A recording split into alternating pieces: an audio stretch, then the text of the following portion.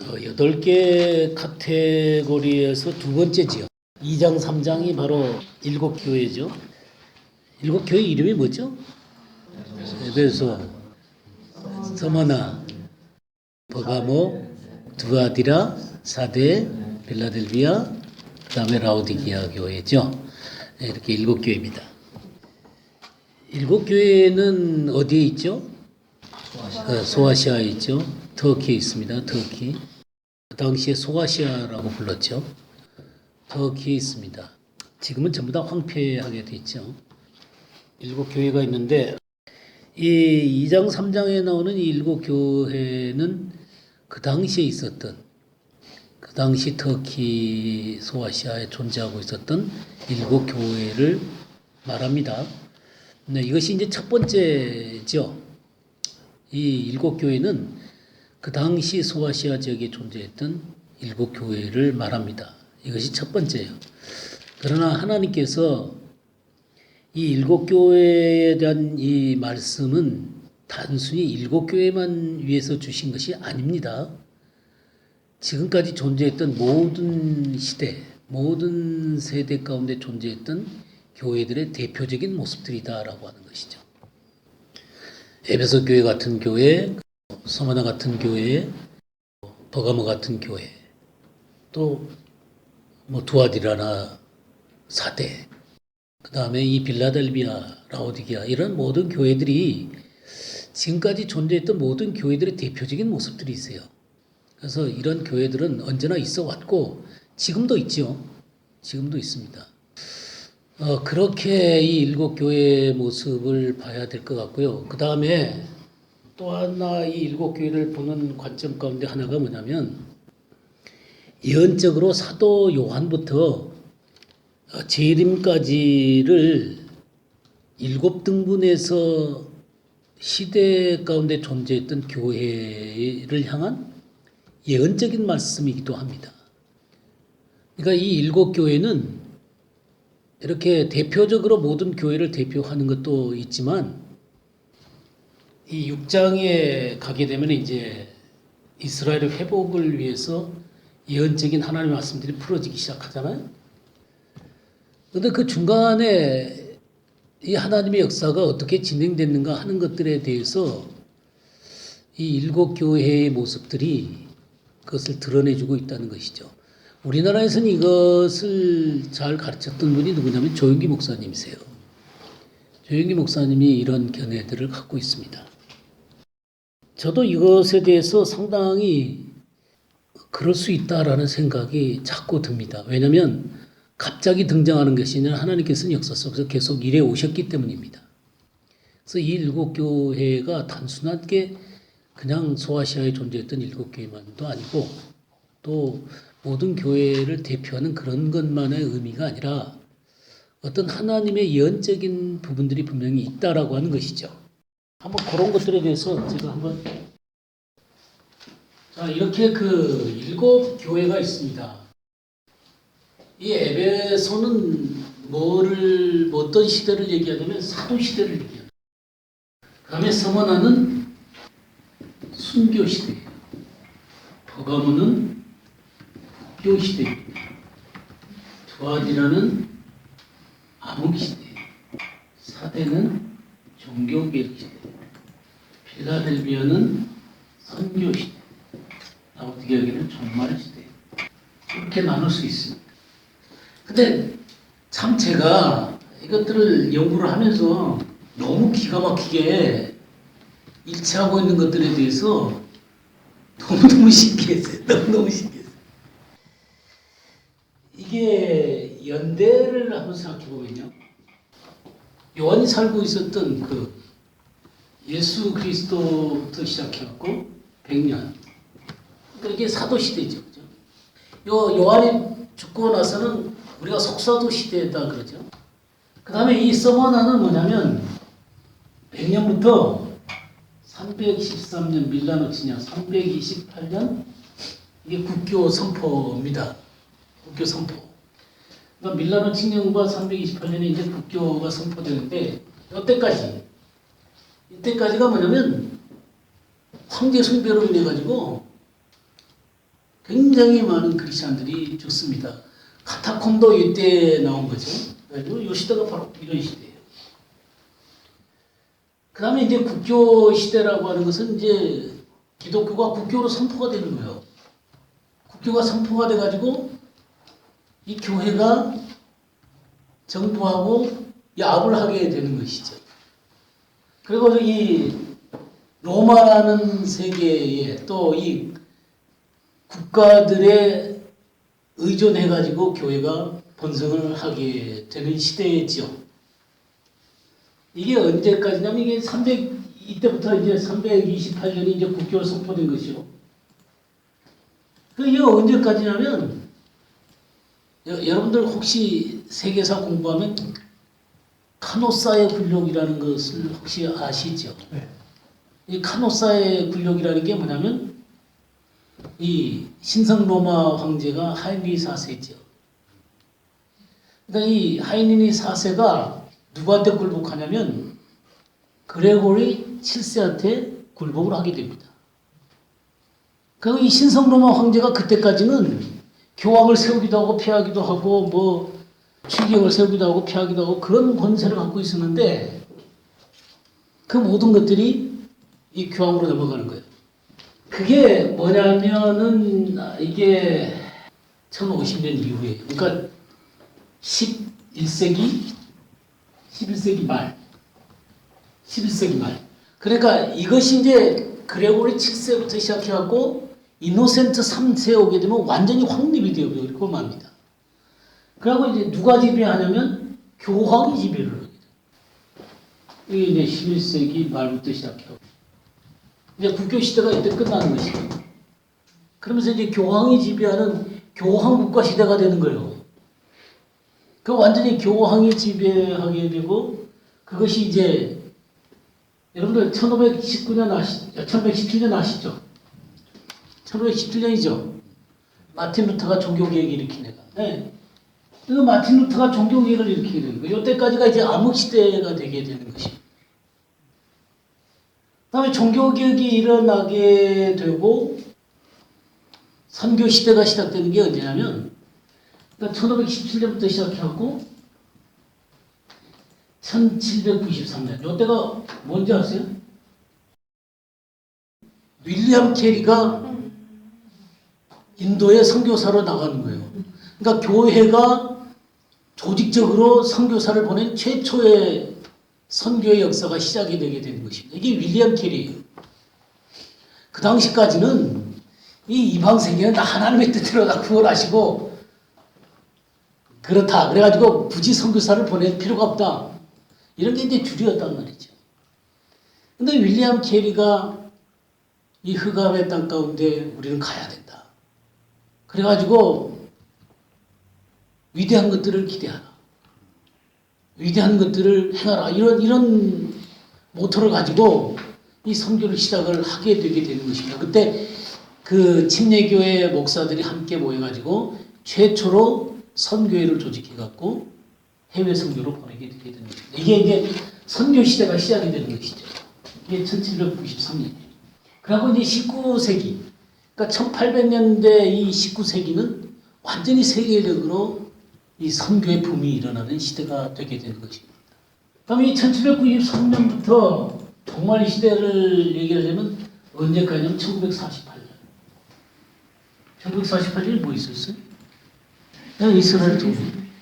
이스라엘 독립. 이스라엘 독립. 이건 굉장히 중요한 것입니다. 이거는 마지막 때의 사인이에요. 근데 1948년에 또 독립한 나라가 또 하나 있죠. 네, 대한민국. 1948년부터 지금까지. 자, 이게 너무 기가 막히게 이 일곱 교회가 이 시대를 구분하고 있다는 것이죠. 그 다음에 특징들이 있어요. 한번 볼까요? 특징을 보여드리면 사도시대 2장 한번 볼까요? 2장 2절 한번 볼까요? 내가 네 행위와 수고와 네 인내를 알고 또 악한 자들을 용납하지 아니한 것과 자칭 사도라 하되 아닌 자들을 시험하여 그의 거짓된 것을 내가 드러낸 것과 예, 거짓 사도들을 다 이렇게 드러내고 진정한 그 사도들의 시대였다는 것이죠. 이 시대의 특징은 뭐냐면 사도예요, 사도. 사도예요. 그 다음에 여기 서번학교를 한번 볼까요? 서번학교 10절 한번 읽어봐 주시죠. 너는 장차 받을 고난을 두려워하지 말라. 볼지어다 마귀가 장차 너희 가운데에서 몇 사람을 옥에 던져 시험을 받게 하리니 너희가 10일 동안 환난을 받으리라. 네가 죽도록 충성하라. 그리하면 내가 생명의 관을 네게 주리라. 예. 그러니까 여기 이 서번학교의 특징은 뭐예요? 고난이 고난. 그러니까 에베소 교회는 굉장히 그 철두철미한 교회였어요. 그래서 여기 보게 되면 다시 2장 3절을 보게 되면 또 내가 참고 내 이름을 위하여 견디고 게으르지 아니한 것을 아노라. 그러니까 사도라고 아닌 자들을 갖다가 드러내는 것과 하여튼 열심히 최선을 다했어요. 그리고 너무나 정확하게 하다 보니까 뭐가 없는 거예요?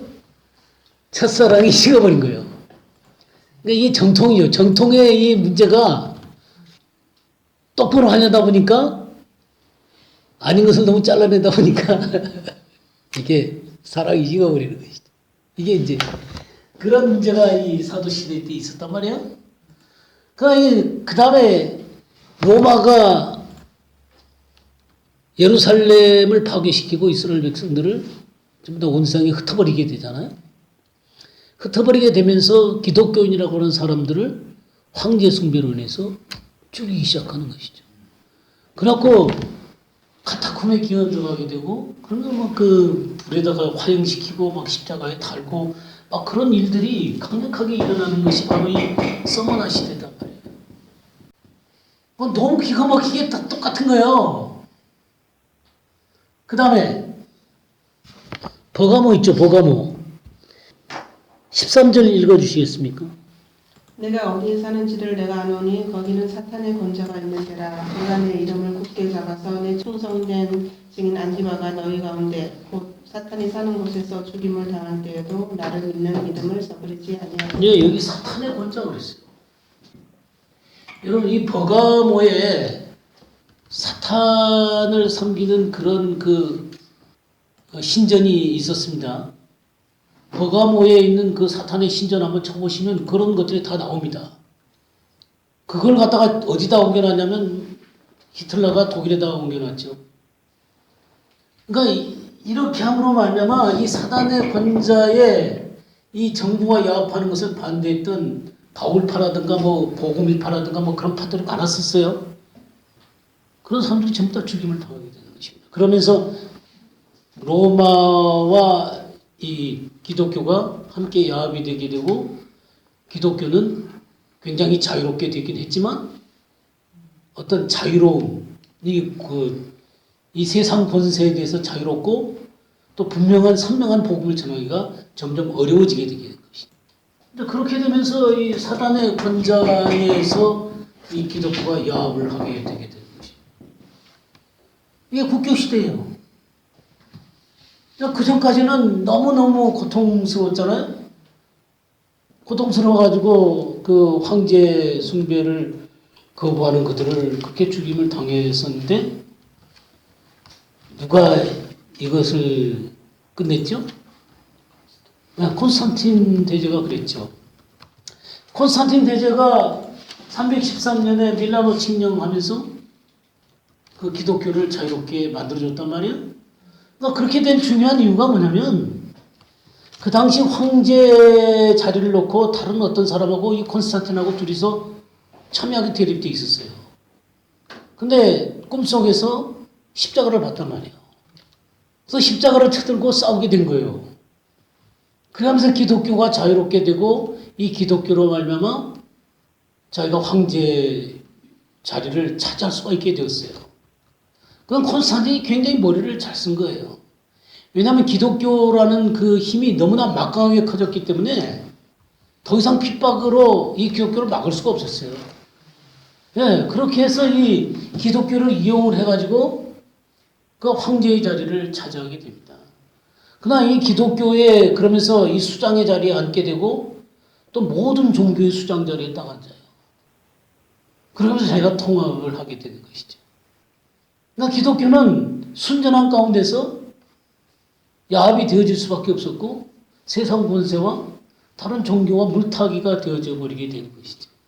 그러면서 교회가 타락되어져 가는 거예요. 그러니까 굉장히 자유롭게 퍼져는 갔지만 타락되어질 수밖에 없었죠. 그리고 국교가 되어졌기 때문에 그 전에는 교회들 속에서 정말 믿음이 하나님 앞에 합당하고 지도자로 서는 것에 대해서 합당하다고 여겨질 때 지도자가 됐단 말이에요.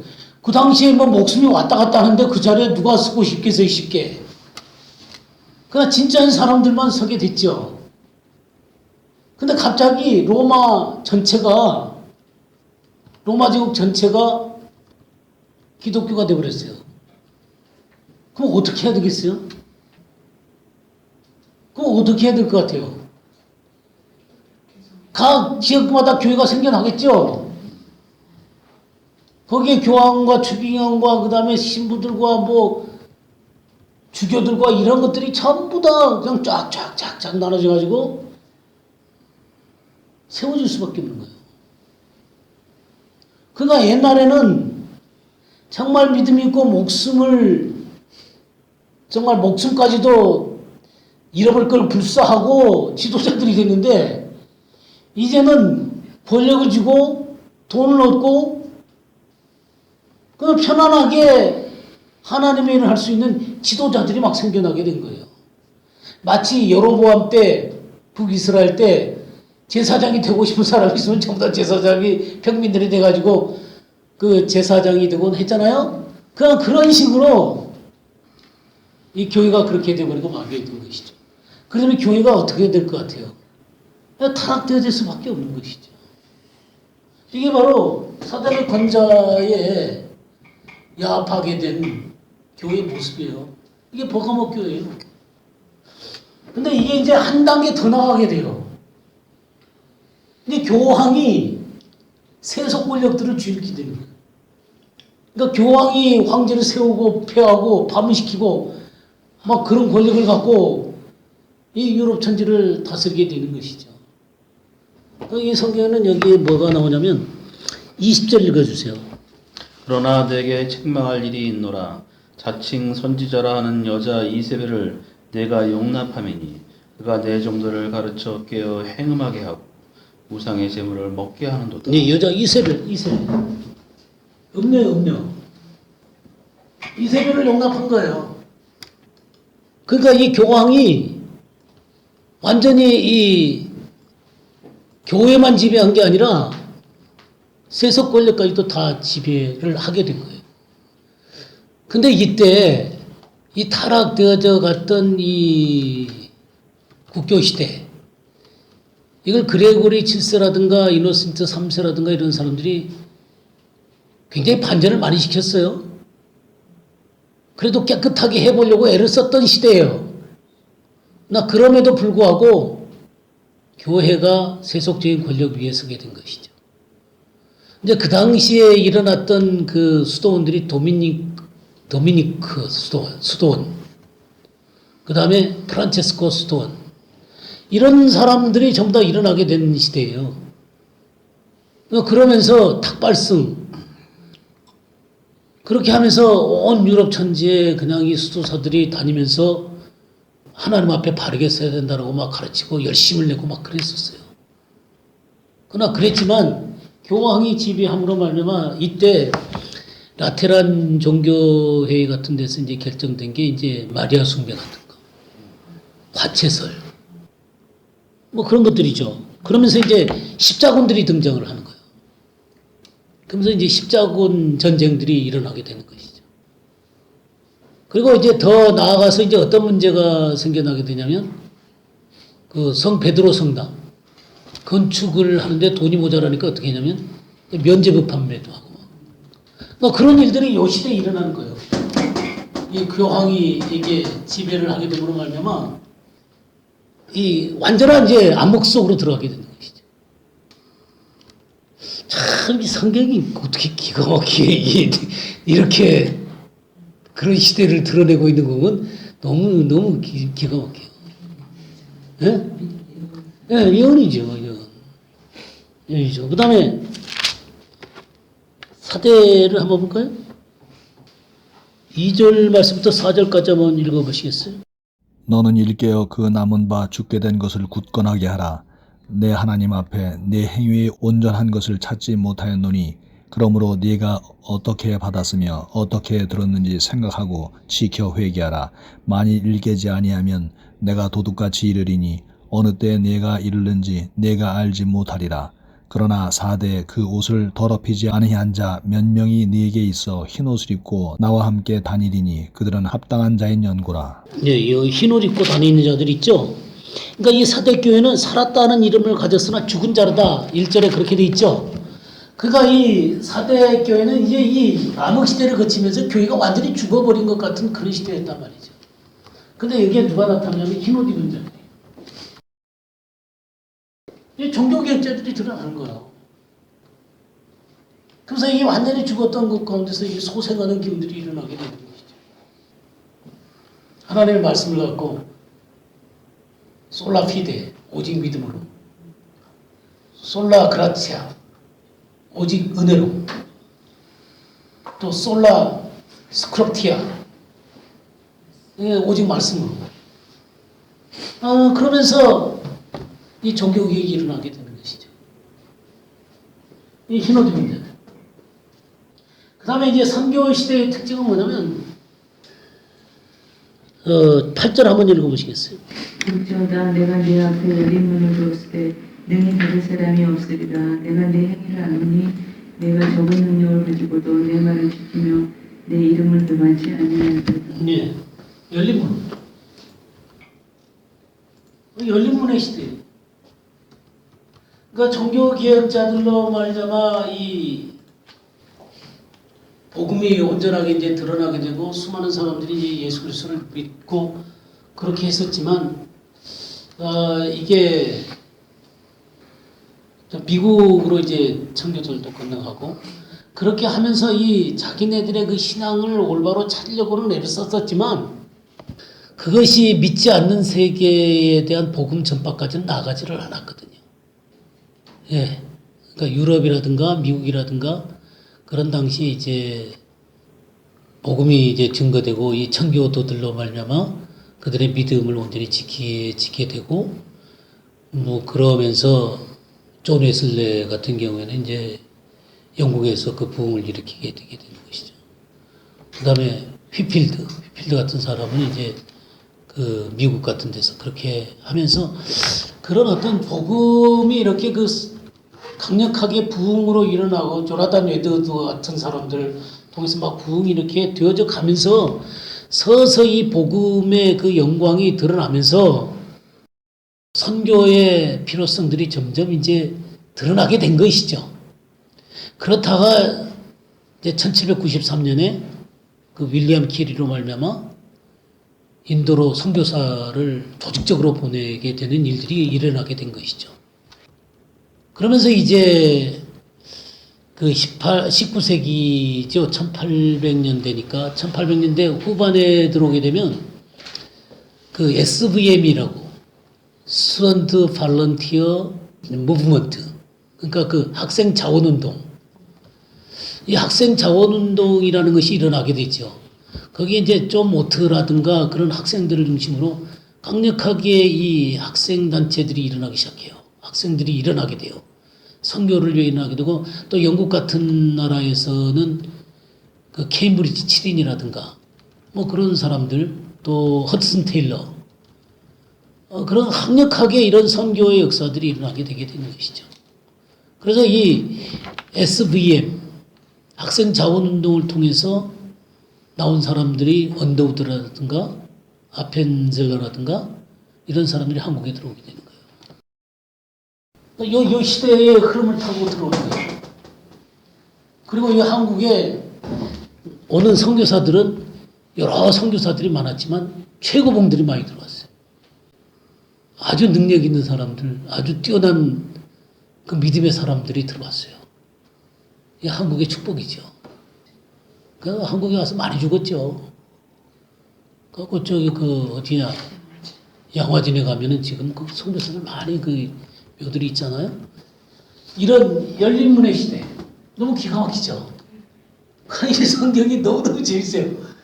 이런 흐름을 보게 되면 이게 예언의 말씀이 이게 진짜 참 너무 놀랍다는 생각이 들어요. 그럼 종말 시대 이제 1948년 이제 그 이스라엘이 독립을 하게 되잖아요. 자, 그러면서 3장 15절 16절 읽어주시기 바랍니다. 내가 네 행위를 아노니 내가 차지도 아니하고 뜨겁지도 아니하도다. 내가 차든지 뜨겁든지 하기를 원하노라. 내가 이같이 미지근하여 뜨겁지도 아니하고 차지도 아니하니 내 입에서 너를 토하여 버리리라. 예, 여기 미지근하다. 미지근함. 꼭 우리나라 교회 보고 있는 것 같죠? 이 종말 시대는 이렇게 미지근한 거예요. 차지도 않고 뜨겁지도 않아요. 그리고 자기가 부유하대요. 근데 벌거벗고 가난하고 맹인이고 그래요. 어떻습니까? 여러분들 이 일곱 교회의 모습이 어때요? 이 역사의 모습과 너무 똑같죠? 이렇게 작아지려고 해도 작아지기가 어려워요. 근데 기가 막히게 이 시대를 나타내고 있다는 거예요.